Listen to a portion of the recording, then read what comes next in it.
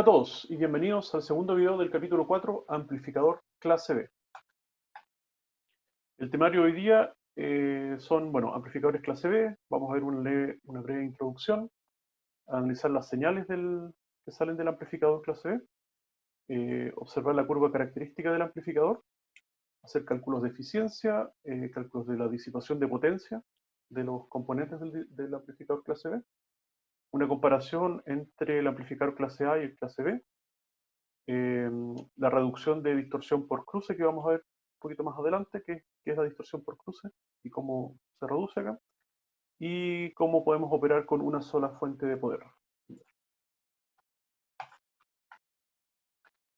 Ok, entonces, como se mencionó anteriormente, el amplificador clase B se caracteriza porque tiene dos transistores, ya como vemos aquí en el diagrama, donde cada uno de ellos conduce 180 grados de forma complementaria. ¿Qué quiere decir esto?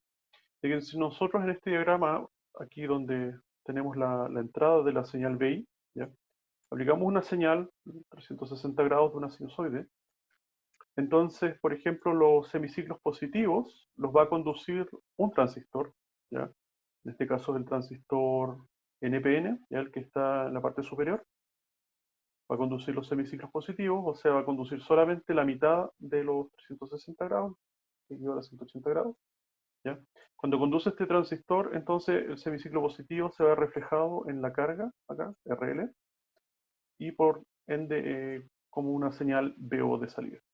Por otro lado, los semiciclos negativos de una señal que pudiésemos ingresar acá, entonces los va a conducir el segundo transistor, uno que es tipo PNP, y este va a estar encargado de generar los semiciclos negativos a la salida en la señal BO, ¿ya? O en otras palabras, generar las corrientes en el sentido inverso, ¿ya? Entonces, este transistor va a drenar la corriente que viene desde la Tierra, ¿ya? Va a pasar por la carga RL y va a derivar en la tensión menos VCC. Así que estos dos transistores entonces funcionan de forma complementaria, ¿ya? Entonces esta configuración también se le llama amplificador con simetría complementaria, ¿ya? Porque uno complementa al otro. Entonces la ventaja de este amplificador clase B con respecto al clase A es su eficiencia, como vamos a ver más adelante, ¿ya? Y el consumo de energía también, ¿ya? O sea, el consumo de energía es notablemente menor para una misma disipación de potencia en la carga RL. Y bueno, como podemos ver entonces, los transistores funcionan con la configuración del seguidor de emisor, ¿ya? ¿Qué quiere decir entonces? Que aplicamos una señal en la base y el emisor va a seguir a esa señal y la ganancia entre emisor y base va a ser prácticamente 1, la ganancia es unitaria. Veamos un poco en detalle el funcionamiento. Entonces, para los semiciclos positivos, lo que vamos a considerar solamente es el transistor superior, ¿ya? El NPN. Entonces, esto es básicamente el mismo esquema de la configuración seguidor de emisor que ya habíamos visto anteriormente, donde aquí entonces ingresamos una señal por la base, ¿ya? Y se va a generar como consecuencia una corriente de emisor, ¿ya? Que finalmente va a circular por la carga RL. Entonces, como sabemos, necesitamos tener una tensión mínima en la base con respecto a la tensión de emisor para que la juntura se encienda, ¿ya? Ese voltaje anda alrededor de los 0,5, 0,7 volts, ¿ya? O sea, 0,5 volts, menos de 0,5 volts, el transistor está derechamente cortado, está en la zona de corte, ¿ya? Y una vez que ya empieza a conducir corriente de forma significativa, podemos ver que la caída de tensión aquí van a ser alrededor de 0,7 volts, ¿ya? En los transistores de silicio naturalmente. Entonces, eso se ve acá en la función de transferencia que tenemos a la derecha, donde primero entonces, tenemos el gráfico en las X, el voltaje B y en las Y el voltaje BU. Entonces vemos que en la entrada recién tenemos que superar este voltaje de 0,5 volts para que el transistor empiece a conducir, ya entre la zona activa. Por lo tanto, entre los 0,5 de voltaje de entrada hasta un voltaje que va a ser el de la saturación, ¿ya? O sea, el que va a llevar al transistor a la saturación. ¿Qué quiere decir la saturación? Recordemos entonces cuando la tensión colector-emisor es la tensión mínima, la tensión de saturación. En otras palabras, el transistor no va a poder cerrarse, o sea, su caída de tensión no va a poder ser menor que esa, y el transistor ya no va a poder hacer nada para que la circulación de corriente por medio a través de sus terminales sea mayor. ¿Ya? Eso es básicamente equivalente a un switch en cortocircuito. ¿Ya? Por lo tanto, un switch en cortocircuito no puede hacer nada más para que circule más corriente que la que está determinada por las resistencias externas al switch. En este caso, lo que está determinado por las resistencias externas al transistor, que sería el RL. Así que en ese caso, cuando la tensión colector-emisor sea mínima, vamos a llegar a la saturación. Por lo tanto, va a haber un voltaje VI que va a llevar a que el voltaje VO, ¿ya? Que tenemos aquí a la salida, sea igual al de la fuente prácticamente, menos esta caída de tensión por la saturación, voltaje colector emisor de saturación, que es lo que vemos acá. Entonces, si nosotros ingresamos una sinusoide, ya semiciclo positivo, acá en la entrada, vamos a tener como consecuencia una corriente básicamente que va desde la fuente de tensión positiva, va a circular por el transistor y va a derivar a través de la carga a tierra. ¿Ya? Entonces acá, bueno, esta es una copia de cómo sería el semiciclo positivo que nosotros ingresamos por la entrada. Recordemos que este es el eje de la voltaje de entrada. Así que imagínense que aquí está el tiempo, ¿ya? Y de repente nosotros ingresamos un sinusoide positivo. ¿Ya? Entonces aquí podemos hacer el reflejo con esta función de transferencia de cómo cada punto se vería reflejado como un voltaje de salida. ¿Ya? El punto de acá, así, ¿ya? Entonces aquí hay una línea punteada que indica el máximo de la sinusoide de entrada y eso entonces genera una sinusoide a la salida. Pero como vemos en el rango entre 0 y 0,5, en el voltaje de entrada, el voltaje de salida básicamente, la función de transferencia es plana, por lo tanto el voltaje a la salida va a ser también 0. ¿Ya? Por lo tanto vamos a ver que en un rango, en este rango tanto al inicio como al final, vamos a tener una suerte de recorte de la sinusoide de entrada. ¿Ya? No es exactamente un recorte, pero es similar, pero de todas maneras es una discontinuidad. Esta discontinuidad, naturalmente, si lo llevamos, hacemos un análisis espectral o lo llevamos al plano de Fourier, entonces nos vamos a dar cuenta que significa una cantidad de componentes de frecuencia que no existían originalmente en la sinusoide original. La sinusoide original se tenía una componente de frecuencia, entonces en Fourier aparece una sola línea, mientras que la señal de salida va a tener múltiples componentes de frecuencia, lo que significa que estamos generando distorsión. ¿Ya? Y eso, como es un amplificador, no lo queremos. Entonces vemos la función de transferencia es básicamente VO es la señal VI más los 0,7. O sea, vamos a ver que aquí va a haber un desplazamiento también. ¿Ya? Cuando nosotros tengamos un voltaje aquí, o mejor dicho, un voltaje aquí en la entrada, el voltaje de salida va a estar desplazado con una caída de 0,7 voltios. ¿Ya? La ganancia es la misma, ¿ya? La ganancia es unitaria, o sea, si nosotros aumentamos un volt en la entrada, vamos a tener un aumento de un volt a la salida, lo que implica que la ganancia dinámica, por así decirlo, es unitaria. Pero el voltaje a la salida va a estar desplazado por 0,7 volts debido a esta juntura. ¿Ya? Así que aquí está en el fondo el resumen de la función de transferencia. Y esta función, la zona activa, quiere decir que solamente cuando VI es mayor que 0,5 volts. Ahora entonces nos vamos a los semiciclos negativos. ¿Ya? Tenemos ahora un semiciclo negativo de nuevo. Y ahora opera el transistor de abajo, ¿ya? Lo dibujamos, el de arriba lo eliminamos. Y entonces cuando se genera una tensión cada vez más negativa, el voltaje de entrada vamos a ver que estamos haciendo conducir, mejor dicho, la juntura emisor-base en este caso. ¿Ya? Este es un transistor tipo PNP, es contrario al transistor de arriba. Y esto entonces va a hacer que la corriente conduzca en el sentido opuesto, lo que nos va a generar un voltaje negativo aquí. ¿Ya? Entonces al generar un voltaje de entrada, VI, un semiciclo negativo, aquí lo estamos dibujando en el plano negativo, ¿ya? Del voltaje de entrada. Aquí tenemos entonces la otra función de transferencia de este transistor, ¿ya? Funciona con voltajes negativos. O sea, la caída de tensión, si se fijan, podríamos decir que es positiva, pero es el emisor colector, ¿ya? Emisor colector es un voltaje positivo, ¿ya? Porque el emisor tiene un potencial mayor que el colector. Pero si ahora lo dejamos todo en función de colector-emisor, entonces el voltaje, la caída de voltaje ahí es negativa. Así que es un tema de perspectiva. Por eso aquí tienen que poner cuidado que hace referencia a voltaje emisor-colector, ¿ya? Y no voltaje colector-emisor. Por ejemplo, aquí en la saturación. En fin, entonces estamos ingresando una señal, un voltaje negativo, ¿ya?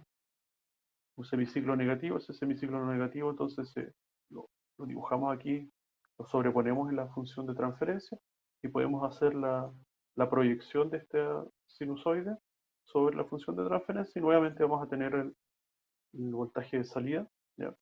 Que también es negativo, lo vemos en el plano BO, vamos a ver que este voltaje es negativo y que también presenta naturalmente la discontinuidad, ¿ya?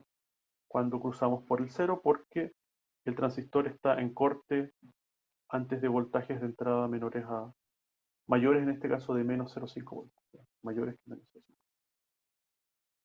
Así que la función de transferencia ahora es el voltaje de salida, es BI menos los 0,7, ¿ya? Con BI que tendría que ser menor que menos 0,5 para que funcione o esté en la zona activa, estemos con la pendiente acá, que es pendiente 1.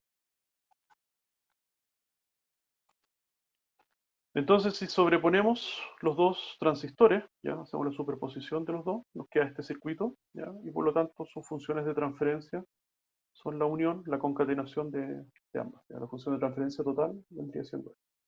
Entonces vemos que tenemos una pendiente unitaria aquí, otra pendiente aquí unitaria, pero aquí tenemos una pequeña discontinuidad y podemos ver que estas líneas no intersectan en el mismo punto, ¿ya? El eje Y. Aquí, por ejemplo, la intersección es con los menos 0,5 y aquí es con más 0,5. Entonces, entonces vemos que eso nos genera esta suerte como de compresión, ya donde vimos las señales sinusoidales, bueno, lo vamos a ver más clarito a continuación, pero de alguna forma esa dislocación hace que los semiciclos de alguna forma como que se junten un poquito, ya por tener un offset distinto para cada uno de los semiciclos. Un semiciclo tiene un offset, en este caso ya de 0,5 en un sentido, el otro tiene un 0,5 en el otro sentido, ¿ya?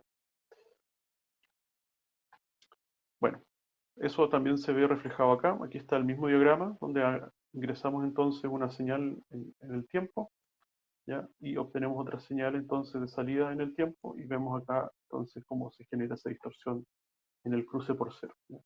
Entonces, esto es lo que me refería. Aquí tenemos el semiciclo y es como que lo hubiesen desplazado, ¿ya? Es como que estuviese dislocado, por así decirlo, semiciclo positivo del negativo, ¿ya?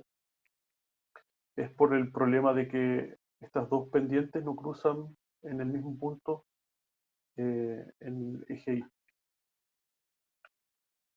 Y esa zona muerta, como dijimos, entonces genera una distorsión.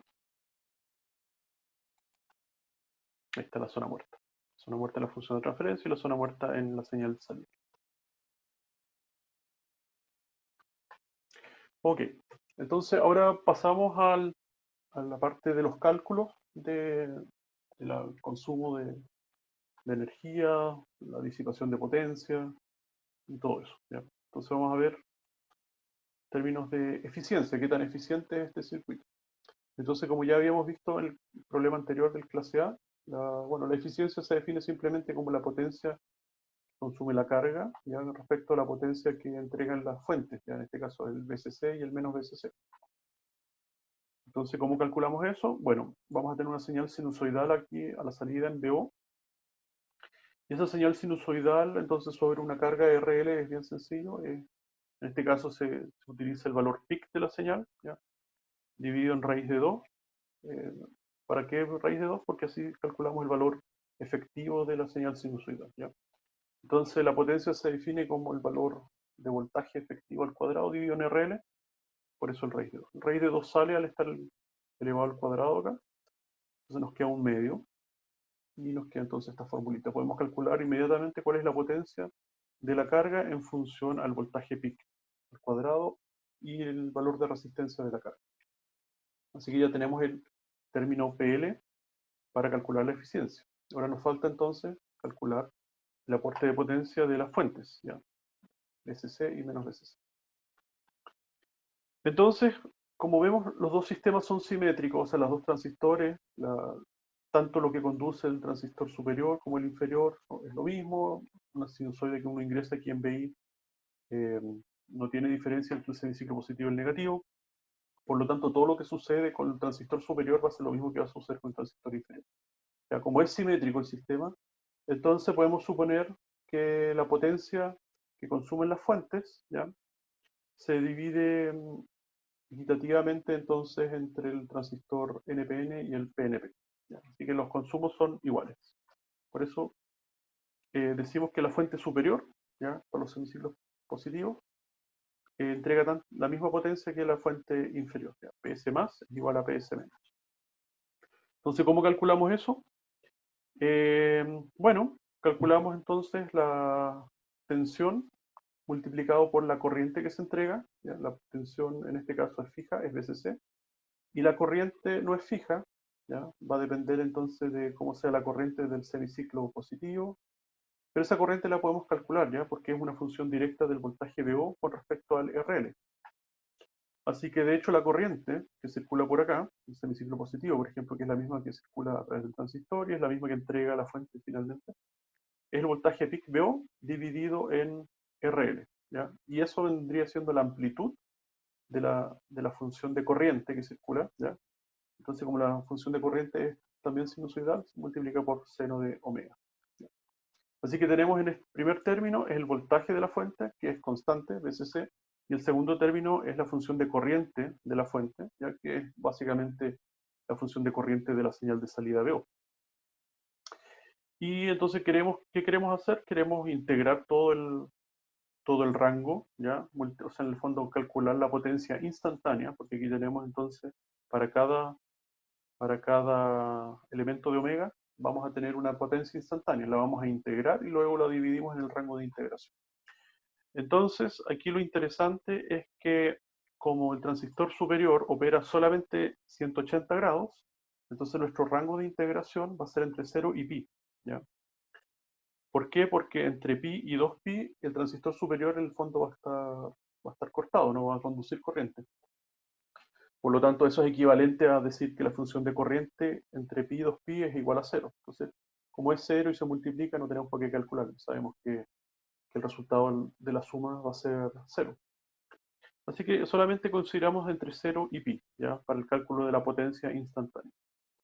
Pero queremos saber cuál es la potencia media en todo el rango, o sea, considerando el semiciclo, el segundo semiciclo, donde este transistor no opera, también tenemos que considerar ese rango de integración para efectos del cálculo de la potencia disipada, ¿ya?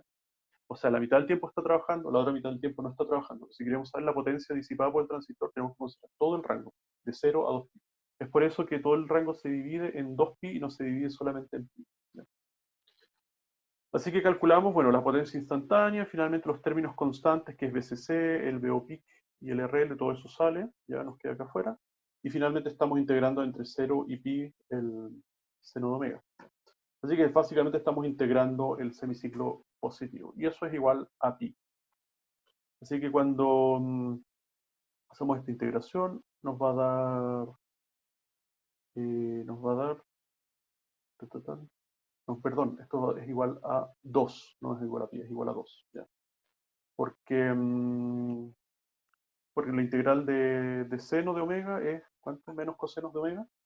Y menos coseno, si lo evaluamos en pi, nos va a dar 1, y si lo evaluamos en 0 también nos va a dar 1. Y 1 más 1 es 2. ¿Ya? Ahí está el 2 del resultado de la integral. Y ese 2 de arriba, que es el resultado de la integral, bueno, se multiplica por los términos que ya estaban, y se cancela con el 2 de abajo, el 2pi. ¿Ya? Así que finalmente nos da que la potencia media entregada por la fuente positiva es VCC por el valor peak del voltaje de salida, dividido en pi, que es como 3 más o menos, un tercio, por RL. Ahí tenemos entonces lo que entrega la fuente positiva. Y por simetría, nosotros dijimos, bueno, la fuente negativa va a ser exactamente el mismo caso.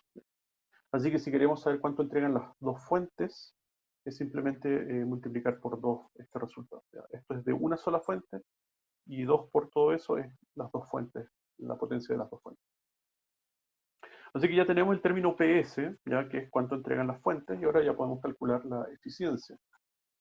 ¿Ya? Entonces, el eta, que nos entrega la eficiencia, multiplicamos los dos términos, el término aquí está, es el recíproco, y nos entrega entonces este resultado.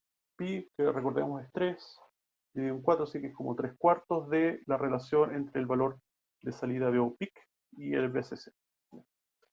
Así que rápidamente podemos calcular el valor BO peak no puede superar a BCC, o sea, no podemos tener un voltaje de salida aquí que sea mayor que el voltaje BCC, porque BCC es el que nos entrega el potencial para que este potencial se traspase, por así decirlo, a BO. Y no puede, BO no puede superar BCC ni ser menor que menos BCC. Así que a lo más tenemos que BO es igual a BCC. ¿Ya? Y cuando BO es igual a BCC, entonces tenemos BCC sobre BCC, que es igual a 1. Así que nos queda este 3 cuartos. ¿Ya? 3 cuartos es 75%, pero como pi no es 3, sino que es 3,1415, etc., es un poquito más que 75%. ¿Ya? Es 78,5% la eficiencia máxima que podemos entonces obtener de este amplificador clase B, ¿ya? Cuando exactamente VO, el voltaje de salida peak, es igual a BCC, o sea, cuando la amplitud es máxima, vamos a ver entonces que la eficiencia también es máxima. Y si la amplitud es la mitad, entonces, bueno, es proporcional. Podemos ver entonces que la eficiencia, la función de eficiencia, es proporcional a la amplitud VO peak con respecto a BCC. Si el voltaje de salida entonces es la mitad, vamos a tener la mitad de eficiencia de lo que tenemos acá en los 78,5. Y así. Por otro lado, entonces, ¿cómo se comporta el consumo, la potencia de salida RL o el PL respecto al voltaje de salida VO? Entonces, si VO es máximo también, o sea, en el caso de que VO sea igual a BCC, reemplazamos entonces BCC al cuadrado, todo eso, y nos da entonces que, perdón, nos da entonces que claro, como VO, o sea, como la potencia de salida es función del VO al cuadrado, entonces en el fondo la potencia máxima de la salida la vamos a tener cuando la VO sea también acá, ese igual está de más. Cuando VO sea el máximo, que es BCC, ¿ya? Va a ser igual a esto la potencia máxima. Ahí está. Ok, entonces si ahora nos vamos a el otro aspecto que es importante en los amplificadores de potencia es la disipación de potencia de los transistores. ¿Por qué? Porque ustedes sabrán, bueno, los fabricantes de los transistores especifican cuánto es la potencia máxima que puede disipar el transistor. Esto va a depender del tamaño físico de la juntura del semiconductor, va por ende también depender entonces del encapsulado del transistor y del disipador que vamos a poner. Eso lo vamos a ver en la siguiente clase, el tema de los cálculos de los disipadores y todo eso.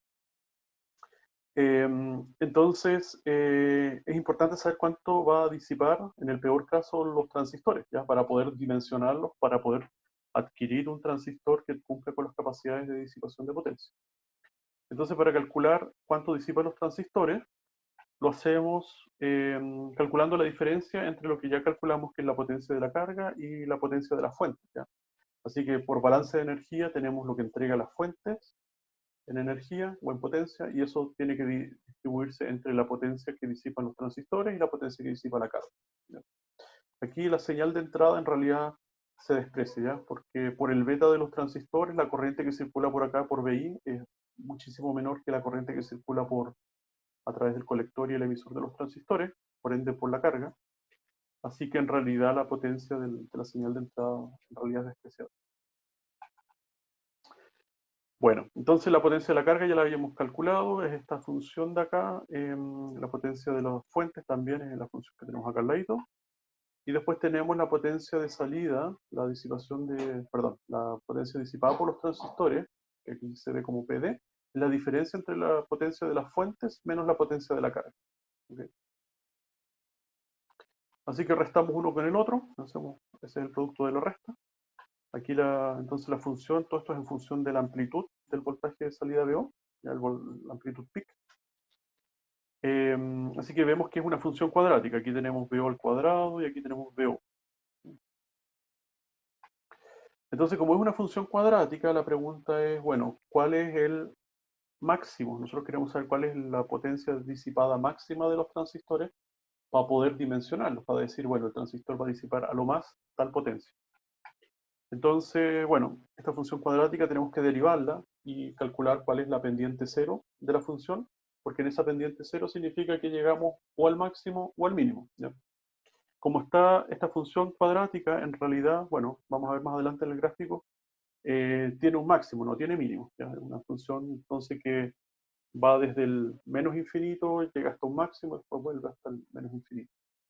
Así que cuando calculemos la derivada de esta función, ¿ya? Derivamos y ¿qué nos queda? Nos queda la función de acá. Y ahora esto lo igualamos a cero, ya que la pendiente sea igual a cero. ¿Y qué tenemos que hacer? Bueno, vemos qué valor tiene que ser BO para que dividido en RL nos dé igual a lo que tenemos acá. Entonces si BO es igual a 2 BCC dividido en pi, vamos a tener que este término es igual al otro término de acá. Por lo tanto, la derivada va a ser igual a cero. Bien. Así que ese término BO es igual a 2 BCC dividido en pi. ¿Ya? Cuando BO es 2 BCC dividido en pi, entonces vamos a tener que los transistores disipan el máximo de potencia. ¿Por qué? Porque estamos encontrando donde la pendiente de esta función de potencia, o sea, de esta función de disipación de potencia de los transistores es pendiente cero, en este caso es la máxima. Y ahora evaluamos ese BO es igual a 2 BCC dividido en pi sobre la función de disipación de potencia, la que tenemos acá. Y nos da entonces que la potencia máxima disipada por ambos transistores es 2 por BCC al cuadrado dividido en pi al cuadrado por RL. ¿Ya? Esa es la disipación entonces de ambos transistores. Por lo tanto, de cada transistor tenemos que dividir esto en dos. ¿Ya? Como los dos transistores suponemos que son iguales, ¿ya? En el sentido de que son de la misma dimensión, uno es NPN y el otro es PNP, pero disipan lo mismo en principio. Entonces vemos que cada uno disipa BCC al cuadrado dividido en pi al cuadrado por RL, o sea, lo que tenemos acá. Y acá está finalmente la función de disipación de potencia de los transistores, ya de los dos, el P de max. Entonces vemos, aquí en el eje de las X, tenemos que el voltaje de salida VO con respecto al voltaje VCC, ¿ya? Tenemos desde voltaje salida peak 0 hasta el voltaje salida VO igual a VCC. Y vemos que primero, entonces aquí está la función cuadrática, como podemos ver, que parte desde el menos infinito, llega hasta un máximo y luego se devuelve, empieza a bajar. La disipación entonces de potencia de los transistores empieza a aumentar, aumentar, aumentar, aumentar, hasta que llegamos a este punto, ¿ya? El punto donde VO es igual a 2 veces C dividido en pi, y ahí la potencia va a ser máxima, ya va a ser este valor que habíamos calculado, de acá. Esa va a ser la disipación de potencia máxima en los transistores. Y luego, si aumentamos más el voltaje VO peak, aumentamos más, más, más, más, y eventualmente llegamos a VCC. Este término naturalmente es menor que VCC, es aproximadamente 2/3 VCC. ¿Ya? Si aumentamos más el voltaje, la amplitud, entonces vamos a ver que ahora la disipación va a ser menor. Así que para efectos de diseño, nosotros, si ingresamos una señal aquí de entrada, en realidad, a priori podríamos no saber cuál es la amplitud, o no vamos a saber cuál es la amplitud de la señal de entrada. Si un equipo de audio, no hay nada que impida que la señal de entrada sea una amplitud, una señal sinusoidal con justo este valor de amplitud, ¿ya? Podría ser. Entonces tenemos que irnos siempre al peor caso y diseñar los transistores para que disipen esta potencia, ¿ya? Que es la máxima. Entonces, en función del VCC, del RL, el VO y todo eso, vamos a poder saber cuánto es lo que disipan los transistores finalmente. Aquí hice una comparación en MATLAB, grafiqué todas las disipaciones de potencia de los transistores Q1 y Q2, tanto para el caso del amplificador clase A con el amplificador clase B, ¿ya? Un poco para que tengan una idea de lo dramáticamente más eficiente y menos consumo energético que tiene el amplificador clase B para el mismo trabajo, ¿ya? O sea, esto es solamente atribuible al mejor diseño que tiene el amplificador clase B respecto al clase A. Primero entonces vemos aquí en amarillo, ¿ya? Que es la disipación de potencia de la carga, el RL, básicamente la potencia útil, lo que nosotros queremos que haga este amplificador es entregarle potencia finalmente a nuestra carga, ¿ya? Todo esto, aquí en el eje X, entonces tenemos cuánto es el voltaje de salida VO con respecto a VCC. Ya yo lo dejé en términos porcentuales. Así que aquí tenemos la potencia que se disipa en la carga cuando el voltaje de salida es 0% con respecto a VCC. Naturalmente, aquí se ve que la potencia es 0. Luego cuando es un 20%, luego cuando es un 40% de VCC, cuando es un 80% de VCC, cuando es hasta el 100% de VCC. Y la potencia la dejé normalizada en términos de 1, ya una vez, ya una cierta potencia, pueden imaginarse si quieren que esto es un watt, o pueden imaginarse que son 10 watts, da lo mismo, ya. Todo se escala proporcionalmente en función a estas unidades de potencia normalizadas. Así que cuando tenemos aquí en el amarillo que llegamos al 100%, BO es el 100% de BCC, por la fórmula el BO al cuadrado dividido en 2RL, ¿ya? Suponiendo entonces que en ambas comparaciones el RL es el mismo, el BCC es el mismo, vamos a llegar que cuando es el 100%, BO es el 100% de BCC, vamos a tener algo así como el 0,5, de hecho vamos a tener el 0,5 veces esta potencia normalizada, ¿ya? Si es un watt, si el 1 es un watt, entonces vamos a tener medio watt aquí en la carga, ¿ya? Con el 100%. Por otro lado, teníamos en el amplificador clase A, si recuerdan, un transistor que conducía, o sea, en el fondo el transistor que estaba acoplado directamente a la señal de entrada, que iba a modular o iba a dejar pasar más o menos corriente directamente a la carga, ¿ya? Ese era el transistor superior, el Q1, que está graficado en azul. Entonces aquí vemos que ese transistor Q1 disipa más potencia, ¿ya? Cuando el voltaje en VO era menor, ¿ya? Si el voltaje en VO es cero, o sea, si nosotros ingresamos una señal plana en la entrada y la señal de salida es plana también, ese transistor Q1 en el amplificador clase A iba a disipar mayor potencia, en este caso una unidad de potencia, ¿ya? Mientras que si la amplitud empezaba a aumentar paulatinamente, íbamos a ver que la potencia en Q1 iba a disminuir linealmente hasta que llegaba en este caso, 0,5, ¿ya? De hecho, hicimos un ejercicio con esto en la clase anterior, pueden revisarlo y van a ver que entonces cuando la amplitud era máxima, la potencia de Q1 es 0,5, ¿ya? Cuando la potencia es 0, o sea, cuando la amplitud es 0, la potencia de Q1 es 1, ¿ya? Vemos entonces que, contrario a lo que uno pensaría, un amplificador en realidad debería trabajar menos si la señal a la salida es 0 o no hay señal, ¿ya? Pero esto es todo lo contrario, el transistor Q1 trabaja más mientras más pequeña la señal, la amplitud de la señal de salida.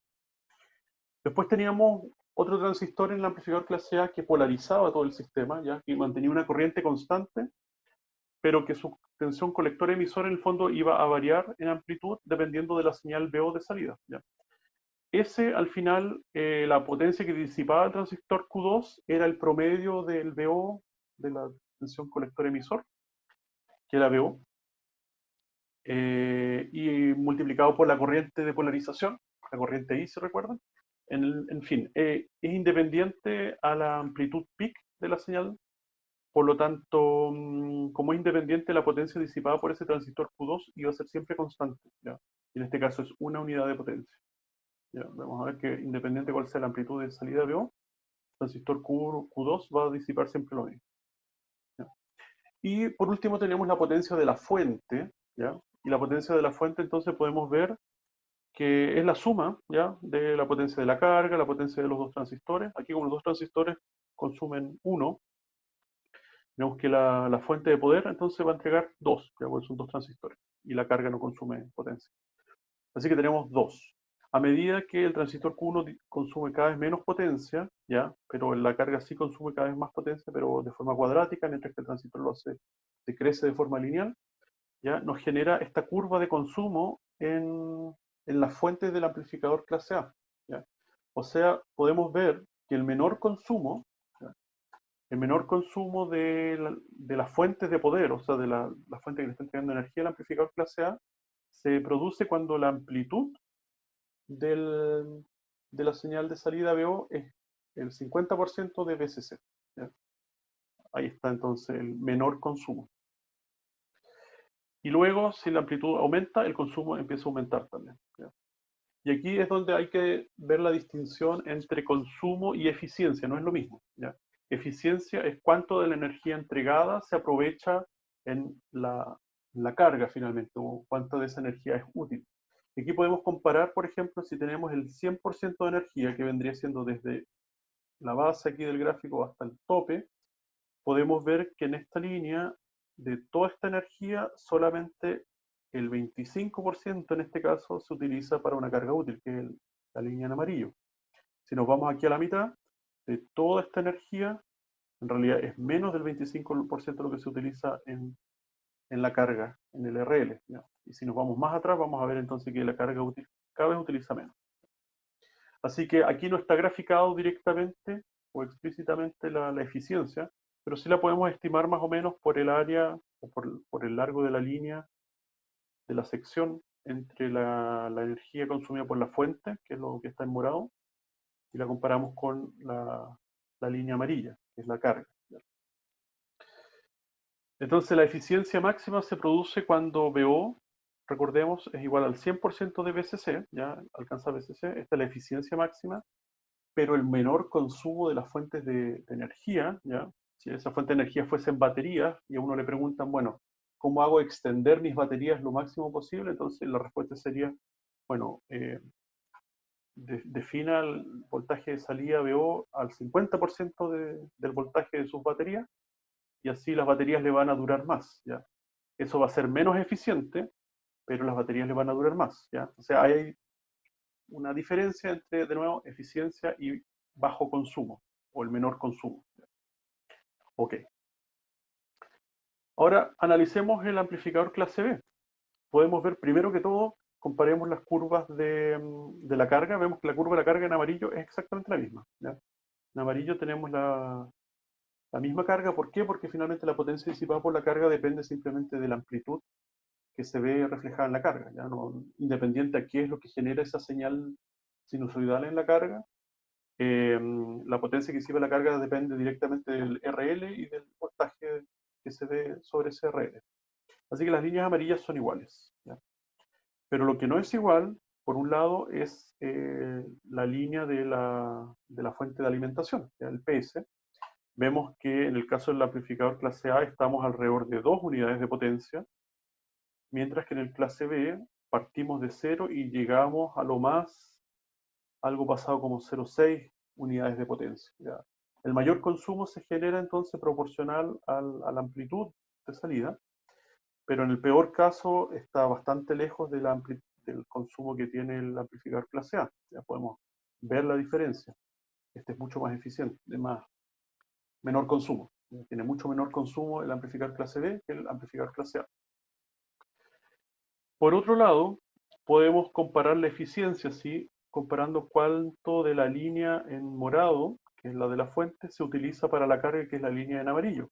Y podemos ver que del 100% de la energía en morado, gran parte está también consumido por la carga, la línea en amarillo, ¿ya?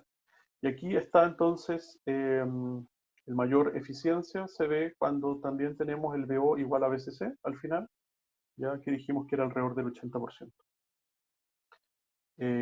Acá. En cambio, si nos vamos más abajo, vamos a ver entonces que, por ejemplo, la mitad, en 50%, vamos a ver que, bueno, no recuerdo si era en 50%, pero en algún punto la mitad de la energía de la fuente va a ser la energía de la carga, ¿ya? Entonces estamos, la eficiencia es del 50%. Y por último, podemos apreciar cuánto menos potencia disipan los dos transistores Q1 y Q2 en el amplificador clase B con respecto a los amplificadores clase A, ¿ya? Aquí tenemos entonces el transistor Q1 que disipa entre 1 y 0,5 unidades de potencia, ¿ya? Mientras que el amplificador Q2 y el Q1 son iguales, ¿ya? Es esta curva que vemos acá, y que en ningún caso supera los 0,2 unidades de potencia, ¿ya? O sea, es mucho menos que la mitad del amplificador Q1. Vemos que los dos son iguales, ¿ya? Y que tienen un peak, ya más o menos ahí, como lo habíamos definido anteriormente, donde la disipación es máxima, no es en el 50%, sino que es en el 64% más o menos, donde está el pico, ¿ya? Ese pi BCC dividido en 4, creo que era, 3/4 BCC es más o menos acá. Así que ahí tenemos la disipación máxima de potencia de los transistores Q1 y Q2, pero esta disipación de los transistores Q1 y Q2 es totalmente menor que la que tenemos en el caso de acá, si se fijan, comparamos esas líneas con las de acá. Así que por todos lados, este amplificador clase B es muchísimo más eficiente por un lado que el clase A y tiene menor consumo que el clase A, ¿ya? Así que con estas gráficas espero un poco que entiendan mejor la mejora en el diseño que hubo cuando se generó este amplificador clase B. Por último, mencionar que bueno, el consumo total o la eficiencia total del sistema no va a depender, no es inherente al sistema, va a depender de la señal que nosotros ingresemos, como podemos ver acá. Entonces, más eficiente mientras las amplitudes de la señal de entrada sean más grandes, pero si tenemos amplitudes pequeñitas, entonces la eficiencia no va a ser tanta. Por lo tanto, la eficiencia promedio va a depender de la señal promedio que le estemos ingresando al amplificador.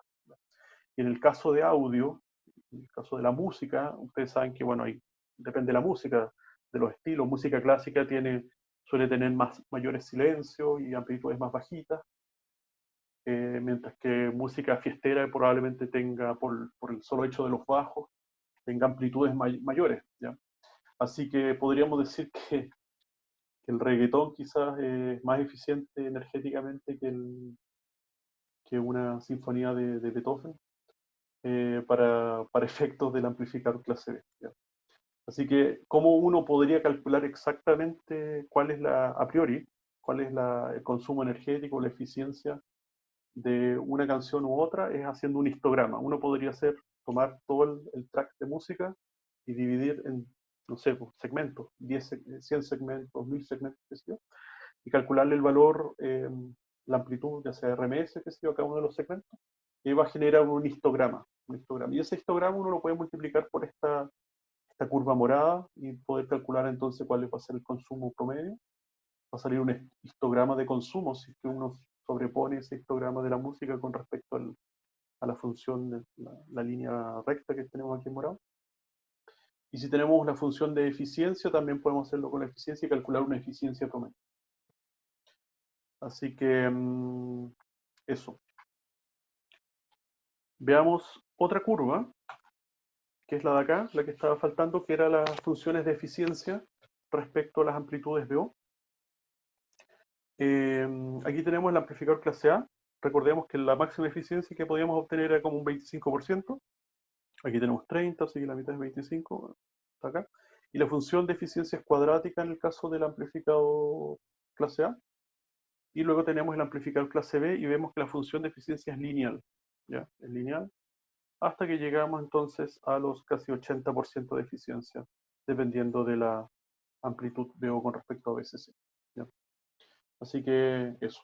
Aquí podemos ver que entonces mientras más silencios, menos amplitudes, es menos eficiente. Mientras más amplitudes, más eficientes, ¿ya? O sea, lo que dije recién sobre el reggaetón y la sinfonía de Beethoven, en realidad, mientras mayor amplitud es más eficiente, ya lo podemos ver acá. Pero si volvemos, mientras más amplitud es mayor consumo de energía, ¿ya? Así que en realidad el reggaetón puede consumir más energía, ¿ya? Pero mayor parte de esa energía se va a ir en reggaetón y no en calor de los transistores, ¿ya? Mientras que en el caso de la sinfonía de Beethoven, vamos a tener entonces menor consumo energético, ¿ya? O sea, en ese sentido, menor consumo energético, menor en el consumo de energía, la sinfonía de Beethoven, pero esa menor cantidad de energía se va a ir en música y mayor cantidad de energía se va a ir en calor en los transistores, ¿ya? No sé si se entiende. Ya, pero de nuevo quiero recalcar algo que en general nunca queda muy claro, la diferencia entre eficiencia y consumo energético. Ok, sigamos. Entonces hay un pequeño ejemplo, ya que está en el libro. Como siempre se pide diseñar una etapa de salida clase B, para entregar un promedio de potencia de 20 watts a una carga de 8 ohms. ¿Ya? Entonces el RL es de 8 ohms y esta carga tiene que tener una potencia de 20 watts. La fuente de alimentación debe estar seleccionada de modo que BCC sea por lo menos unos 5 volts mayor que el voltaje peak de salida. ¿Ya? Entonces, si aquí tenemos que calcular nuestro voltaje peak, BCC tiene que ser 5 volts mayor que ese voltaje peak que podamos encontrar. Esto evita saturación del transistor y que la consiguiente distorsión no lineal. ¿Ya? Bla, bla, bla. Después dice, determine el voltaje de alimentación necesario, cuánto tiene que ser BCC, así el valor exacto. Naturalmente tenemos que determinar cuánto es el valor de O. La corriente peak tomada desde cada fuente, desde BCC y desde menos BCC, eso va a ser en función al voltaje de O peak también, y el RL. Y el total de potencia de alimentación, ¿ya? Cuánto entrega entonces la fuente BCC en potencia, y la eficiencia de conversión de potencia. También determine la máxima potencia que cada transistor puede disipar sin riesgo. ¿Okay? Bueno, aquí vemos entonces que nos piden que BO sea por lo menos 5 volts menor que BCC, por lo tanto ya no vamos a tener la máxima eficiencia, ¿ya? O sea, el voltaje BO va a ser un poquito menor. Nosotros a priori, bueno, no a priori, pero podríamos calcular rápidamente cuál es ese valor de eficiencia en función al gráfico anterior que vimos. Pero veamos, entonces la primera parte es calcular cuánto es el voltaje BO, y aquí tenemos la función de potencia de la carga, el BO al cuadrado partido en RL, un medio, todo eso. Eso tiene que ser 20 watts, ¿ya? Así que si el RL son 8 ohms, nos queda que el voltaje peak en la carga serían 17,9 volts, ¿ya? Más o menos 18, y si le sumamos 5, eso nos da 23 volts de BCC más o menos, ¿ya? Ahí estaría cumpliéndose con el requerimiento. ¿Cuál es la corriente peak que circularía? Bueno, es cuando el voltaje es peak también, pues el voltaje peak son 17,9 volts, dividido en los 8 ohms, nos va a dar 2,24 amperes de peak que vamos a tener aquí en la resistencia RL. ¿Y cuánto es la potencia disipada por las fuentes? Bueno, podemos utilizar la fórmula esta, que es el 2 BCC por el Bpeak partido por pi RL. Esto era en función de las potencias instantáneas, ¿ya? De las potencias instantáneas. Así que reemplazamos y nos va a dar esto 32,8 watts, ¿ya? Así que las dos fuentes están entregando 32,8 watts. Y vemos entonces que la potencia de la carga por definición son 20 watts. Así que con eso ya podemos calcular, esto no quedó muy bien, perdón,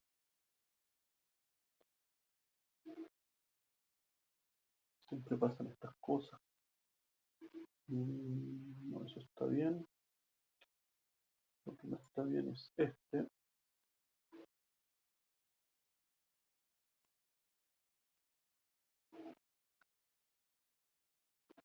Ahí sí. Ok. Entonces tenemos que, como las dos fuentes de poder son iguales, entregan básicamente lo mismo por simetría. Entonces cada fuente entrega la mitad de los 32,8 watts, que son 16,4 watts. Por lo tanto, la eficiencia del sistema es el PL partido por PS, 20 watts sobre el 22 watts, y nos da un 61% de eficiencia. ¿Ya? 61% de eficiencia. Entonces nos piden ahora calcular la máxima potencia de los transistores, ¿ya? Que pueden disipar sin riesgo. Así que el peor caso, calculamos que el P de max era BCC al cuadrado partido por pi al cuadrado por RL. Reemplazamos esta fórmula y nos da 6,7 watts. ¿Ya? Así que en el peor caso, ambos transistores van a disipar 6,7 watts. Y ahí termina el ejercicio, ¿ya? Así que, como vemos, la fuente entrega 32,8 watts, 20 watts van a la carga, ¿ya? Una eficiencia de 61%.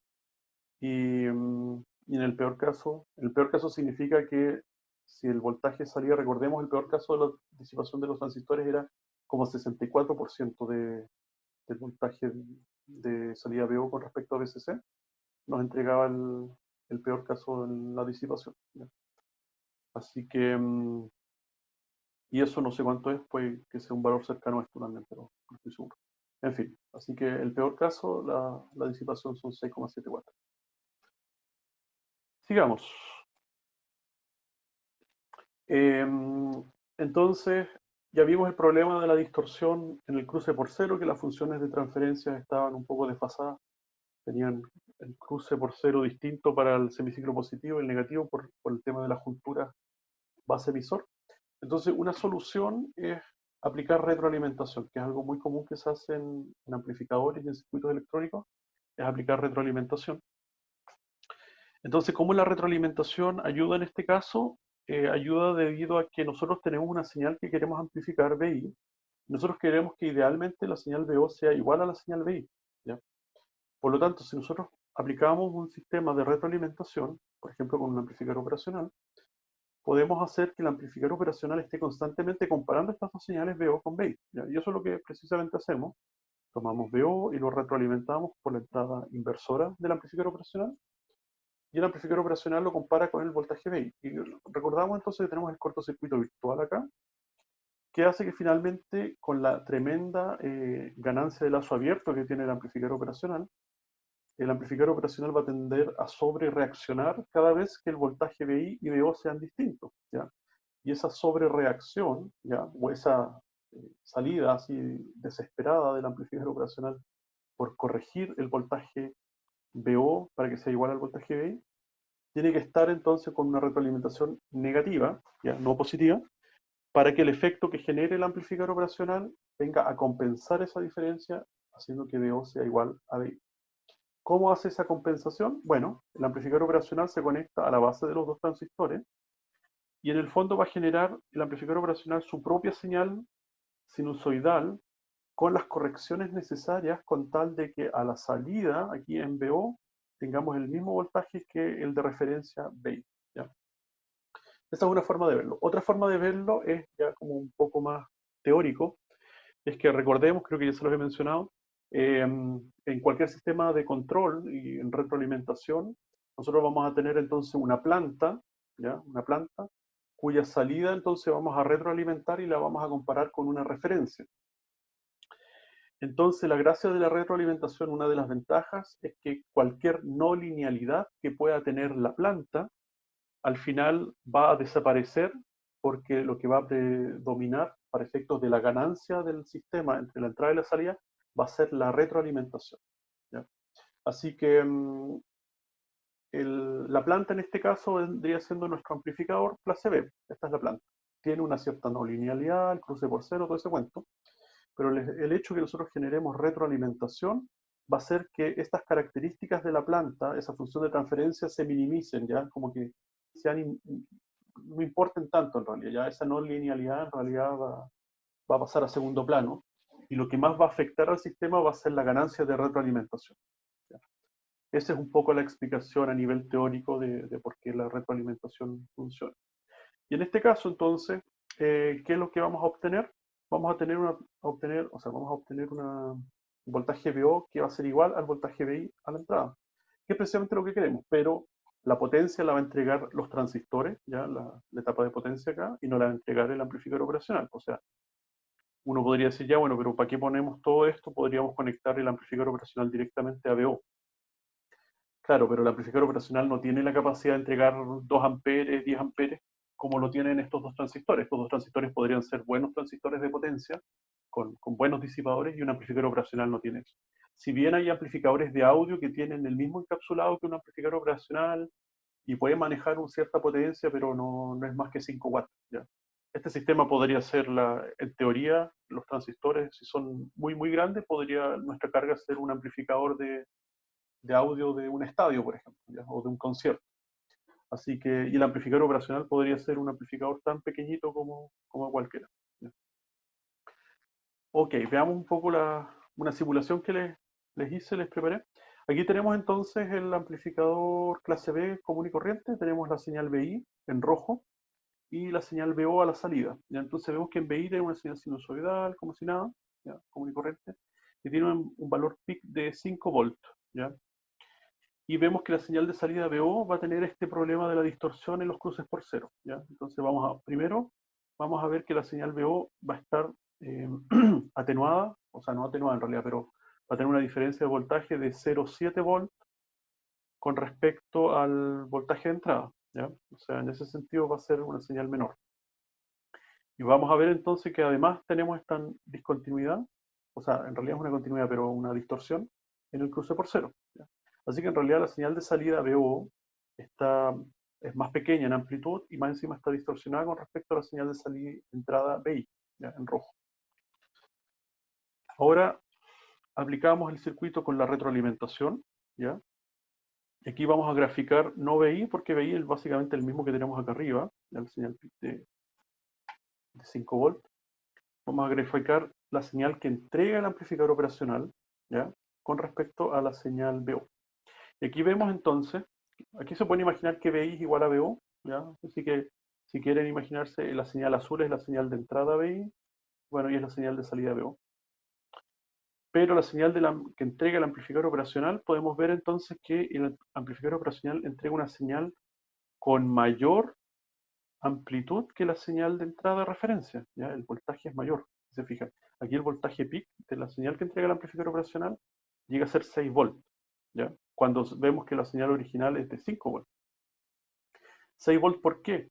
Porque con la retroalimentación el amplificador operacional tiene que aplicar 6 volts para que con la caída de tensión de la juntura nos quede el voltaje que nosotros queremos VO para que sea igual a VI, ¿ya?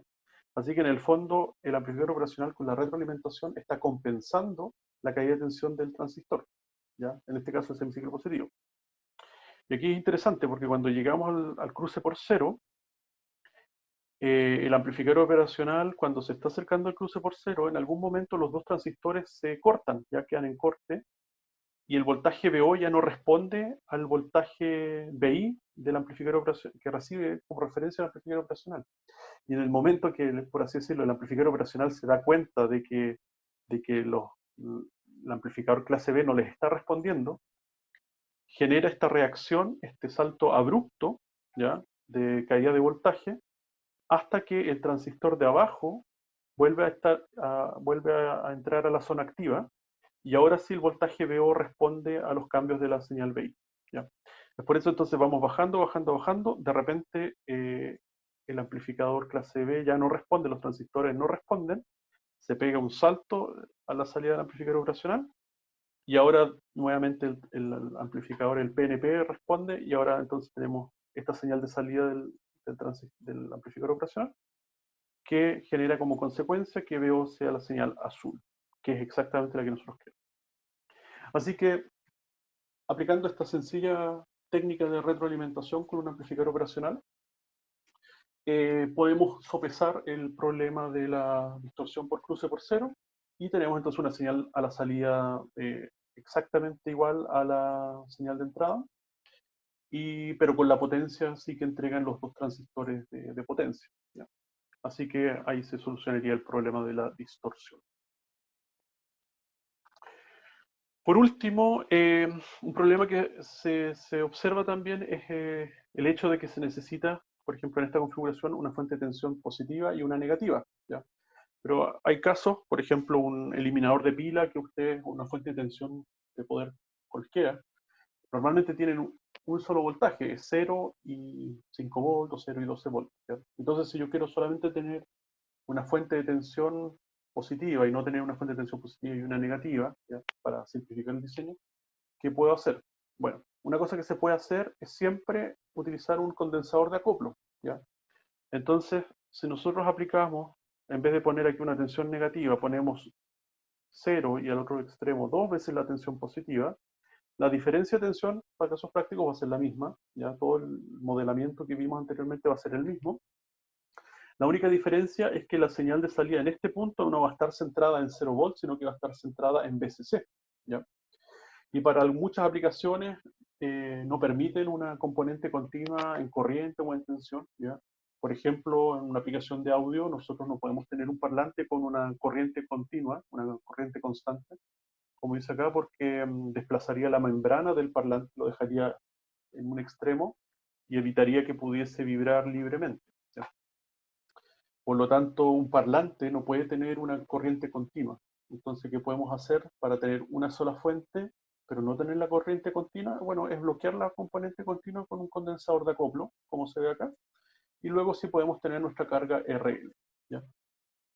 Entonces, bueno, de nuevo para calcular la constante del filtro que se genera entre este condensador y las R's equivalentes alrededor, tenemos que saber qué R's considerar. Bueno, son todas las R's que rodean al condensador.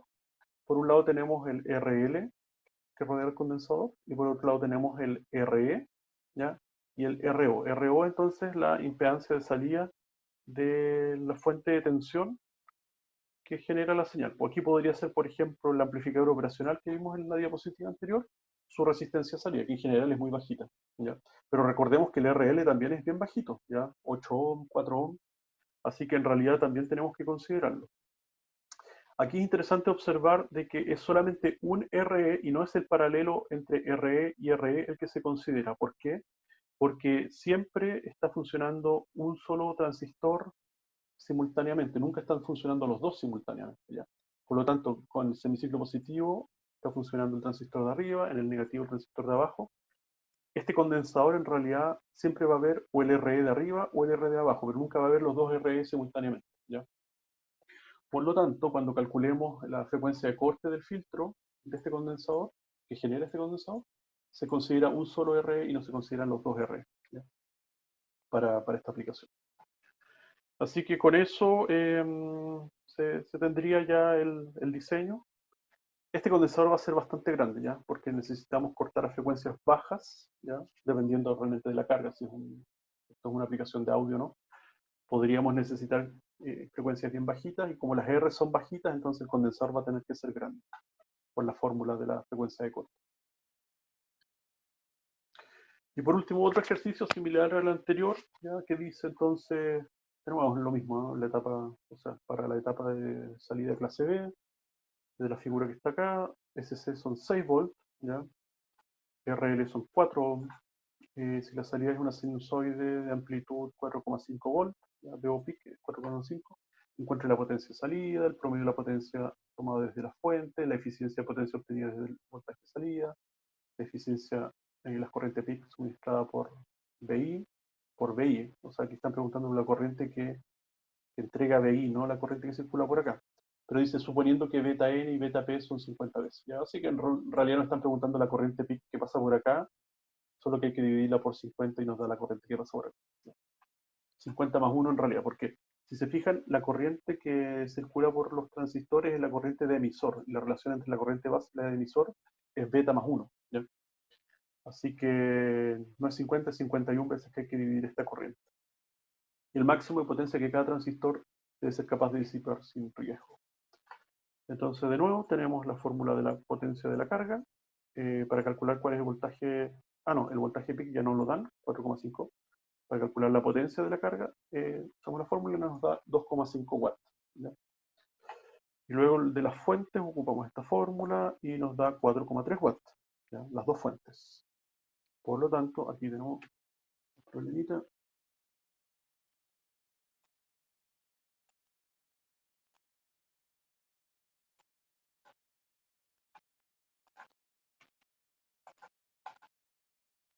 Por lo tanto, de nuevo, si tenemos que una fuente de tensión, la positiva y la negativa, son iguales y el sistema es simétrico, por lo tanto van a entregar la misma potencia las dos, así que esta potencia se la divide entre los dos, nos da 2,15 watts cada fuente de poder.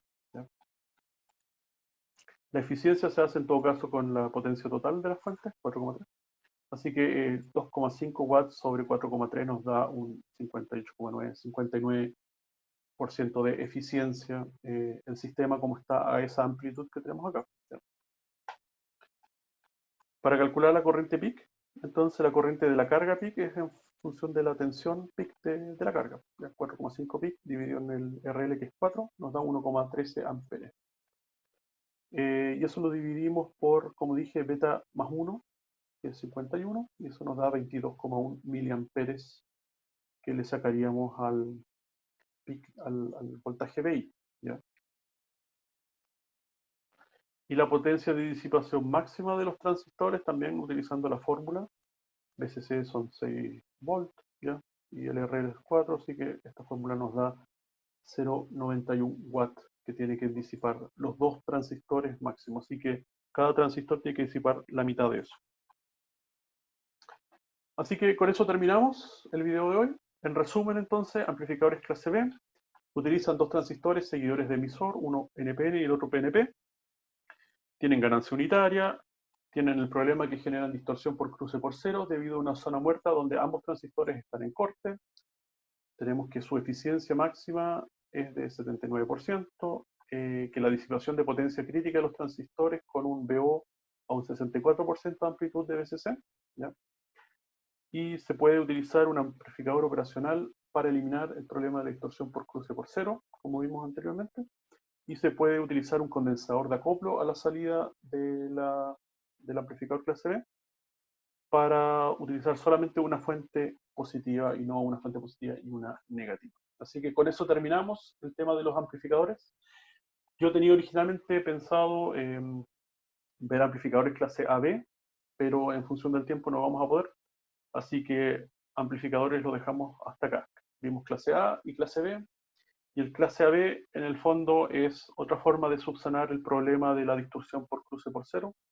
¿Ya? Implica una polarización entre la juntura base emisor del transistor superior, del NPN, y el transistor PNP. ¿Ya? Se aplica una fuente de tensión entre esas dos bases, se le aplica una tensión fija, ¿ya? Y esa tensión fija hace que circule, que los dos transistores estén en este traslapo, ¿ya? Estén polarizados constantemente, ¿ya?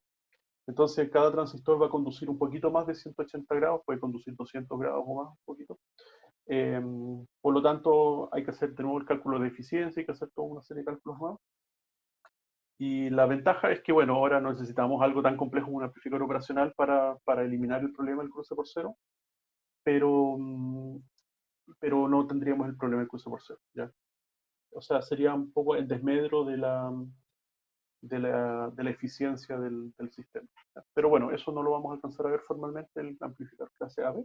Está en el libro, lo pueden revisar de todas maneras. Así que hasta acá llegamos. La próxima clase entonces vamos a ver los modelos de los circuitos térmicos, cómo calcular los disipadores en los transistores y en cualquier sistema que genere calor en el fondo, cómo estimarlos bien y vamos a ver que los modelos son súper sencillos. Así que con eso terminamos la unidad 3 de esta asignatura. Muchas gracias, nos vemos. Adiós. Ah, bueno, las referencias, como siempre. Ahora sí, adiós.